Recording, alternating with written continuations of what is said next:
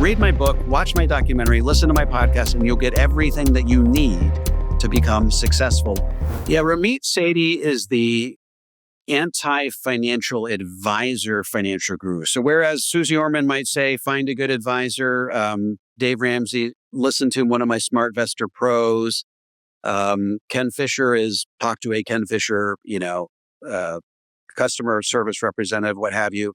He is the one that is basically adopted the position, just look at the title of his book, I Will Make You Rich. It's not talk to a financial advisor and implement these principles and they will help make you rich. It's I will make you rich. So he's trying to supplant the financial advisor. But you say, read my book, watch my documentary, listen to my podcast, and you'll get everything that you need to become successful. And I think that ignores a lot of behavioral psychology associated with, emotional investing patterns of the average American. And this other study is the Dalbar QAIB, Quantitative Analysis of Investor Behavior, which basically says that the average person never gets the index, basically due to their own buying and selling at the exact wrong time.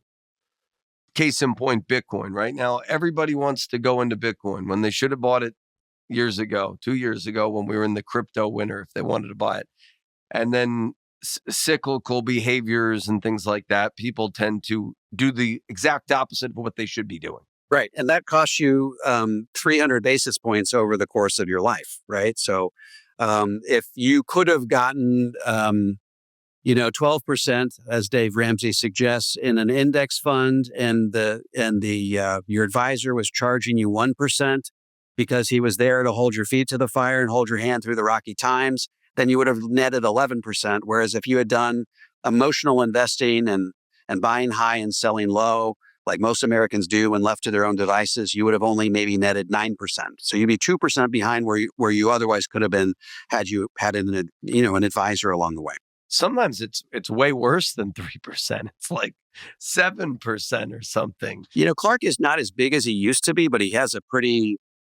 I used to love Clark too, but he really came out strongly against cash value life insurance. He says it's a steaming hot pile of garbage. The only person who would ever try to sell it to you is a money grubbing, commission hungry life insurance salesman. So it's heavy handed and it's not balanced and it's unnuanced.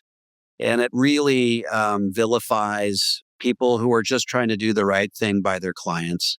And he did a really bad piece on fixed index annuities a while back, where he says that if you don't honor if you don't live up to every stipulation in the fixed index annuity contract, then you will experience stock market loss, right? I mean, like, where does this come from? I mean, that's, it reflects not just a shallow understanding of how the things work, but it's just 180 or 80 degrees wrong. There's no scenario in which you could lose money in the stock market and a fixed index annuity. So, I mean, there's a little bones that I had to pick with all of these advisors, but they all had to be egregiously wrong enough to make it into the book. So those five pushed me over the edge.